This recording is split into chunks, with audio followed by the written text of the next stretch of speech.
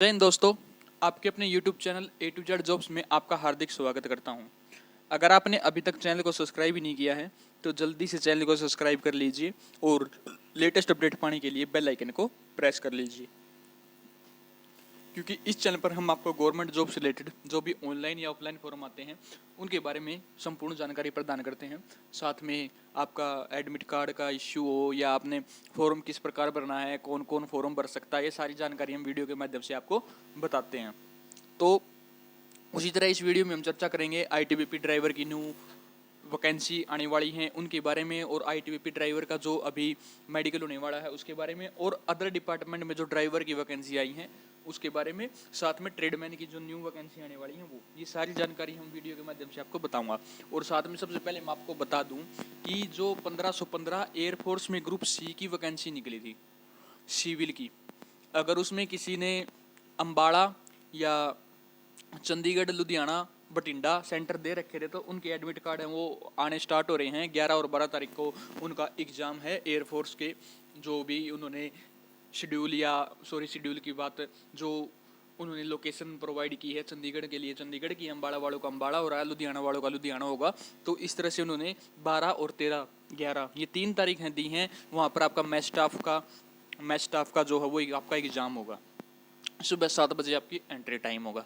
तो सबसे पहले अब बात करें हम आईटीबीपी ड्राइवर की। जो आईटीबीपी ड्राइवर का अभी आपका रिजल्ट आया, जो कट ऑफ देख लिया आपने, कितनी कट ऑफ लगी हुई है और कितने बच्चे एक्सटेंडेड में है, मेन में है, ये भी आपको पता लग गया होगा। क्योंकि उसमें जो बच्चे हैं वो लगभग 450 के समथिंग बच्चे लिए हुए हैं। तो जितने भी हैं वैकेंसी में से माइनस करके आपको देख लो, आपको पता लग जाएगा कितने बच्चे एक्सटेंडेड में हैं। और जो लिस्ट है वो आपकी मेरिट लिस्ट अकॉर्डिंग, मतलब रैंक वाइज आपकी लिस्ट बनाई गई है, हाई से लो इस तरह से आपकी लिस्ट बनाई गई है। तो इसमें एक्सटेंडेड वालों का मैं बता दूं, एक्सटेंडेड वालों के कम ही बच्चे इसमें ड्राइवर में वो सिलेक्ट होंगे, क्योंकि जो ड्राइवर के जो मेन लिस्ट वाले बच्चे हैं वो बहुत कम आउट होंगे। आउट एक के कारण ये है, एक तो कि जब फार्म भर रहे थे तो बच्चे लगभग सभी 21 प्लस ही थे, तो उनकी अदर जो जॉब थी उनकी भी बहुत सौ की एज जा चुकी थी, 24-25 की एज के बाद भी फार्म भर रहे थे, क्योंकि 27 साल तक था। तो बहुत से बच्चे हैं वो इसमें सिलेक्टेड होंगे, मेन वाले वो आउट नहीं होंगे। तो एक्सटेंडेड वालों के कम ही चांस है। अगर फिर भी 1-2 बच्चा या 10, मैक्सिमम 10 से 15 बच्चे, बस इतने ही आप लगा लो कि एक्सटेंडेड वाले आ सकते हैं, इससे ज़्यादा आपके बच्चे नहीं आ पाएंगे। अब बात करूँ मैं इसके मेडिकल की, तो आपका मेडिकल किस तरह होगा मैं पूरी जानकारी आपको बताऊंगा, तो वीडियो को लास्ट तक ज़रूर देखना, साथ में वैकेंसी की भी बताऊंगा मैं। तो पहले लेकिन अपना मेन पॉइंट यही है, जो ड्राइवर के आपके मेडिकल चलेंगे, अलग अलग जगह आपके मेडिकल होंगे, उसके बारे में। आपका सबसे पहले तो आपको एडमिट कार्ड लेके जाना, जो आपका एडमिट कार्ड इश्यू होगा वो एडमिट कार्ड आपका हो चुका है वो आपको लेके जाना, साथ में एक आपको आईडी लेके जानी है।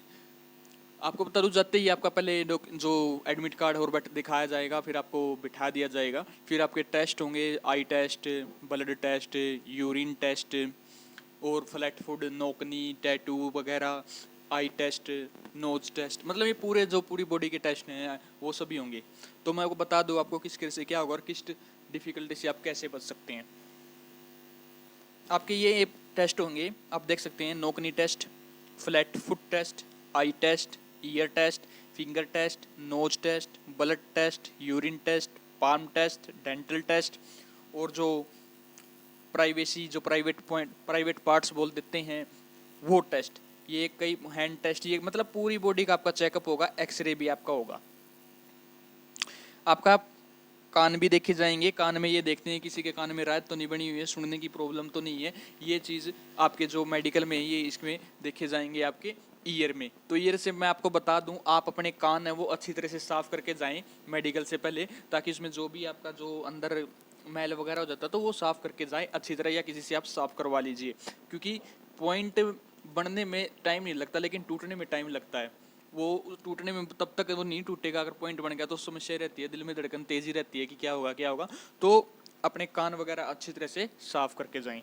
अगला आपके हाथ, आपके हाथों का टेढ़ापन देखा जाता है, आपकी फिंगर मूवमेंट देखी जाती है, हाथ में कंपन है या नहीं ये चीज़ें देखी जाती हैं, पसीना आ रहा है या नहीं आ रहा है। बहुत से बच्चों का क्या है, हाथों में पसीना आता है, तो पसीने का पॉइंट होता है, लेकिन आईटीबीपी का नॉर्मल है। तो अगर आपके हाथ कंप मार रहे हैं तो आपको चल जाएगा, कोई दिक्कत वाली बात नहीं है, कोई इश्यू की बात नहीं है।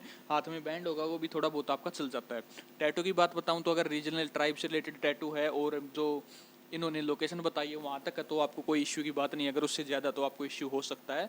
तो अगर किसी को है तो अभी लेज़र वगैरह करवा लीजिए, उसको जला के मत उखड़वाइए, क्योंकि जलाने से फिर वो जख्म बन जाएगा और जख्म बनने के बाद फिर आपको ही प्रॉब्लम होगी, ताकि क्या पता वो जख्म की वजह से आपको रिजेक्ट भी कर दिया जाए या आपका पॉइंट बना दिया जाए।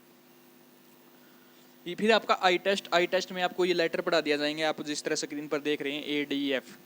इसमें आपको जो लास्ट सेकंड लाइन है PNTUHX, ये है आपकी 6/6।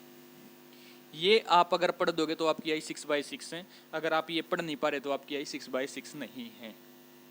तो लास्ट वाली लाइन है वो आप कहीं पर भी जाके देख लीजिए, उसमें आप पढ़ के देख लीजिए। एक ये दोनों आंखों से एक बार नॉर्मल दोनों आंखों से पढ़ाया जाएगा, फिर एक आंख पर हाथ रख के पढ़ाया जाएगा, फिर दूसरी आंख पर हाथ रख कर आपको ये पढ़ा दिए जाएंगे।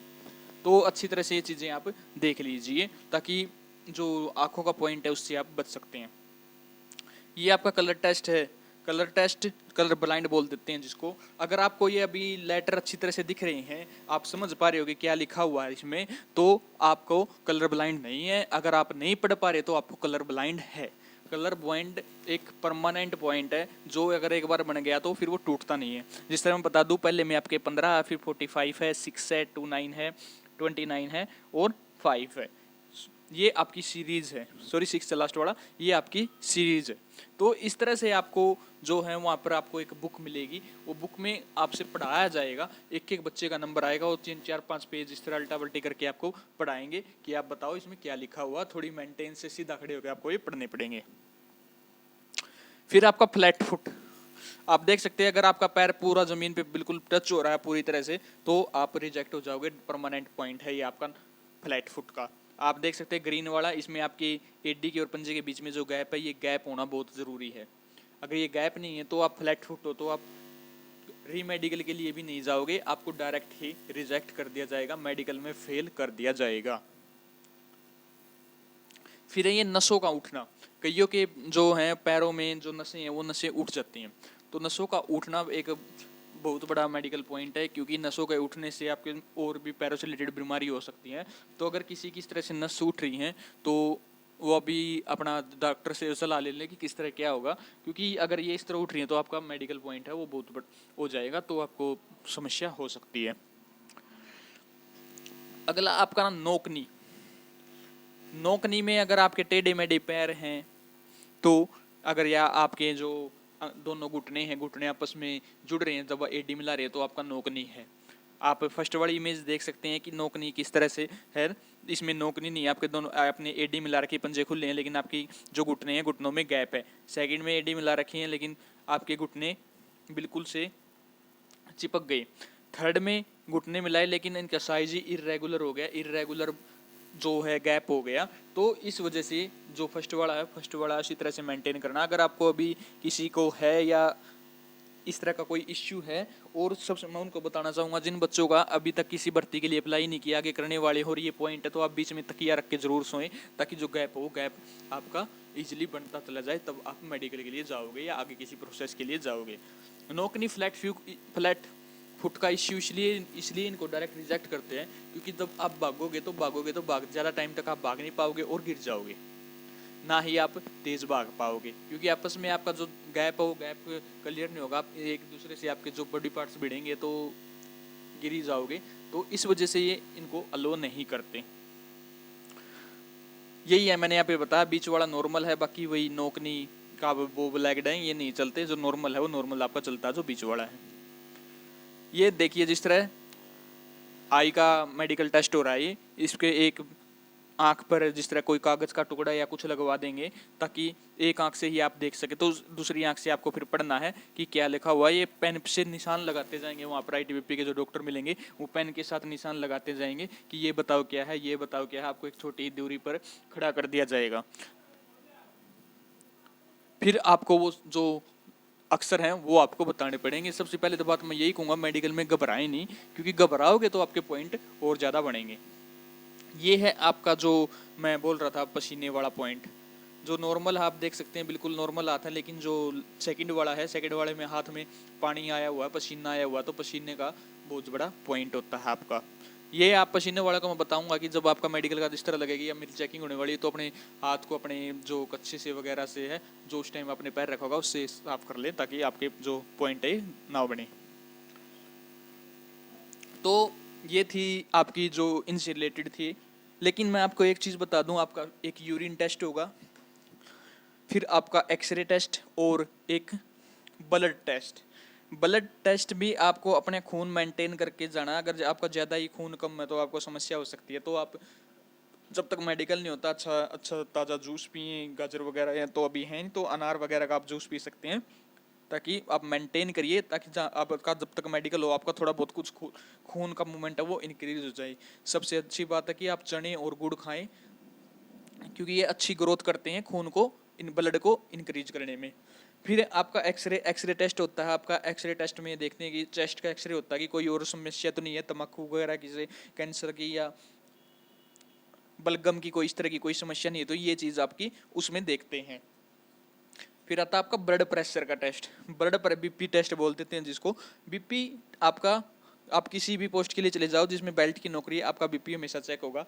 बीपी चेक करने, बीपी का ही सबसे ज़्यादा पॉइंट बनता है। बीपी का पॉइंट इसलिए बनता है क्योंकि हम घबरा जाते हैं जब हमारा नंबर आता है कि किस तरह होगा किस तरह होगा, तो घबराने से हमारा दिल है वो तेज़ धड़कने लग जाता है, और दिल तेज़ धड़केगा तो जो ब्लड की मूवमेंट है वो तेज़ होगी, जिससे ब्लड प्रेशर बढ़ेगा। तो आप नॉर्मल रहें, आपका तब तक नंबर नहीं आता, अपने बॉडी पार्ट्स को हिलाते रहें, जिस तरह बैठे बैठे अंगूठों को हिला लिया, हाथों की उंगली को हिला लिया, या अगर आप खड़े हो तो थोड़ा टहल लिया या कोई एक्सरसाइज वगैरह कर ली, ताकि आपका मन है वो शांत रहे। मेडिटेशन करना, कहीं कंफ्यूज मतलब कोई भी नेगेटिव पॉइंट लेके मत बैठ जाना, ताकि नेगेटिव पॉइंट आएगा तो फिर आपका प्रॉब्लम आपको ही होगी, क्योंकि ब्लड प्रेशर इंक्रीज हो जाएगा।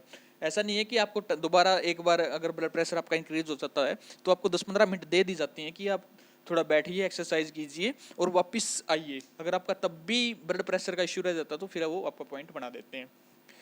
दांतों का चेक होता है डेंटल, उसमें आपके कीड़ा लगा हुआ है या कोई दांत मिसिंग है, ये चीज़ें देखते हैं। अगर किसी को मिसिंग है तो आप अपना नकली दांत लगवा लीजिए या फिटिंग करवा लीजिए, या फिर अगर कीड़ा लगा हुआ तो आप कीड़े को फिल करवा लीजिए, जो बोलते हैं प्लेट, वो प्लेट करवा लीजिए।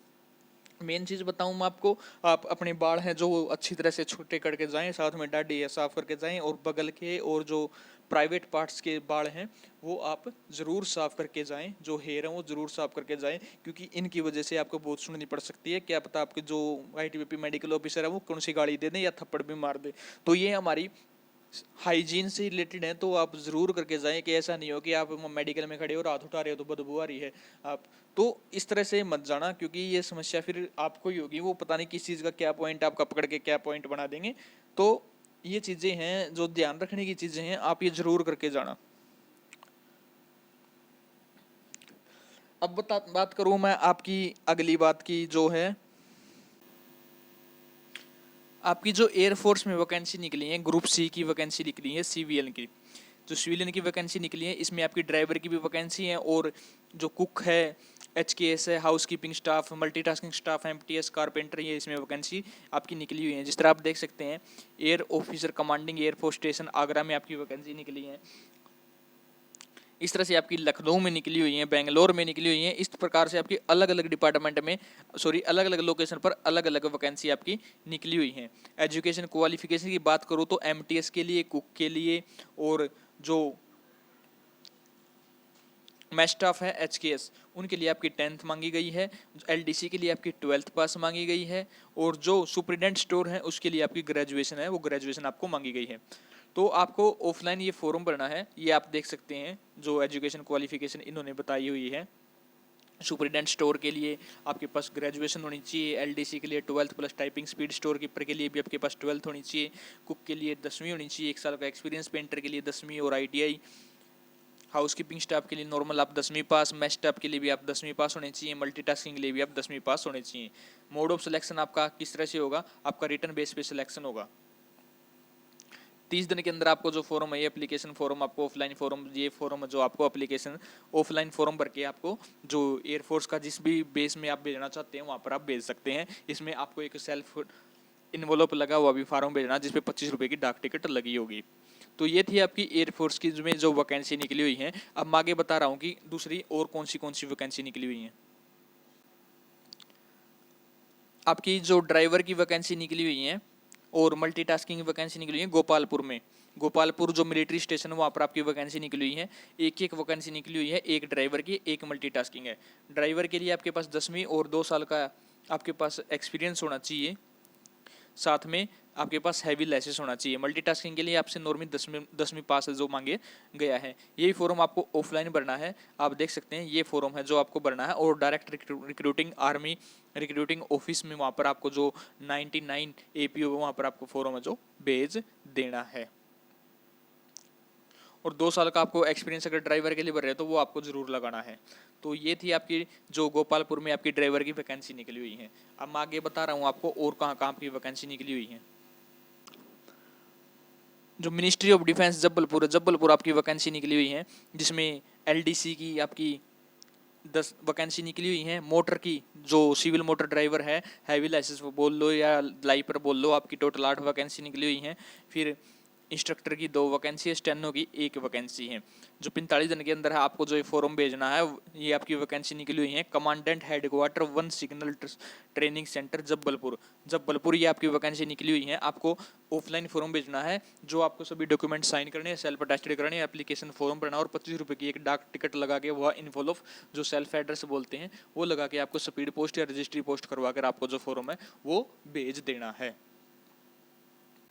अगली वैकेंसी की बात करूँ तो आपकी ASC यूनिट जो 71 सब एरिया है, नर्दर्न कमांड, वहाँ पर आपकी वैकेंसी निकली हुई है, जिसमें फायरमैन की टोटल 15 वैकेंसी निकली है। एज की बात करूँ तो 18 से 25 साल तक की आपकी एज है। इसमें आपसे 10वीं पास मांगी गई है। जनरल की 8 वैकेंसी है, SC की 3, ST की 1, OBC की 3 और EWS की कोई भी वैकेंसी नहीं है। साथ में लेबर की 2 वैकेंसी निकली हुई है। इसमें भी आपको एप्लीकेशन फॉर्म है जो ऑफलाइन फॉर्म भरकर आपको पहुँचा देना है। ये आपका एप्लीकेशन फॉर्म है, आप देख सकते हैं, ये सारी डिटेलें आपको जो भर के है वो आपको पूछा देना है, जिसमें आपकी 25 रुपये की डाक टिकट लगी होनी जरूरी है।